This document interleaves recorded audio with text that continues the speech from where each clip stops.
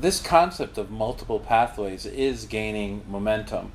What do you think some of the implications are for addiction treatment? I think for addiction treatment in particular, those implications are very profound. Historically, particularly through the 70s, 80s, and through much of the 90s, single pathway models of addiction treatment and recovery dominated the professional world of addiction treatment. Meaning that if you were in a therapeutic community, or if you're in methadone maintenance, or if you were in a Minnesota Model 12-step recovery program, wherever you were at, you got a single portrayal of the etiology of addiction, the course of addiction. You got a single pathway model that basically said how one resolves these problems and how one maintains lifelong recovery. And the pathways were quite different depending on which treatment setting that you arrived in. The idea of multiple pathways of recovery is very provocative, because what it says is there are diverse pathways into the status of a substance use disorder. The course of those disorders are highly varied. They unfold in very, very different patterns in symptomology and different levels of severity and consequences. The treatment may need to be highly nuanced for those different pathways into, and that there are multiple pathways out of that condition. What the implication of that is people, as treatment programs, must move from program, quote unquote, meaning people come in and go through the program, to an ever expanding variety and menu of professional and peer recovery support services that are uniquely combined and sequenced and in time supplemented based on the needs of individuals. So you're going to have a much more individualized, a much more personalized future of addiction treatment based on this notion of multiple pathways.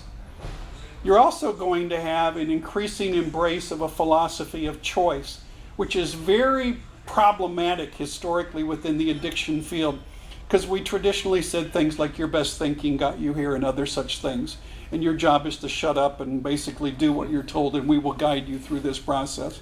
It's a very authoritarian model of managing other people's recovery, whereas the concept of multiple pathways of recovery really means that our responsibility shifts from dictating a pathway to really becoming incredibly educated and informed and fluent about multiple pathways of recovery, helping people, educate people about what those options are for themselves and their families, and guiding them regardless of the path that they choose.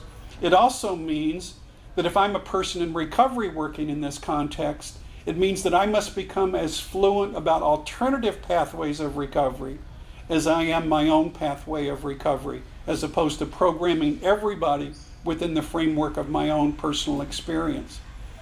I think the other thing that it means is that we need, and this is very much underway right now, is we're beginning to shift addiction treatment in the United States from acute care models and palliative care models of treatment to models of sustained recovery management.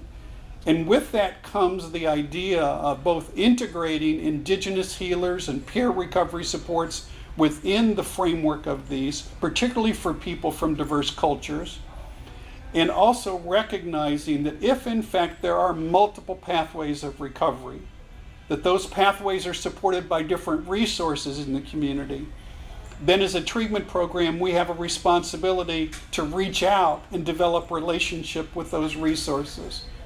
So as opposed to a program having an affiliation with a single recovery support resource, it means we need to build relationships with a broad spectrum of those resources. We need to integrate peer recovery support services.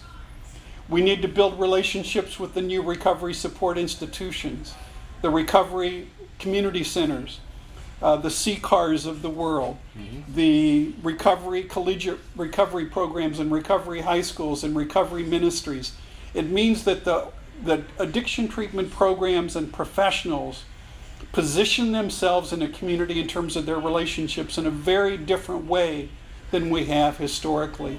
And most importantly, that in generally, we simply evidence our respect for these multiple pathways of recovery and develop a level of clinical humility related to our historical practice that allows us to continue to learn from those we serve about those pathways of long-term recovery and how they differ across cultural context.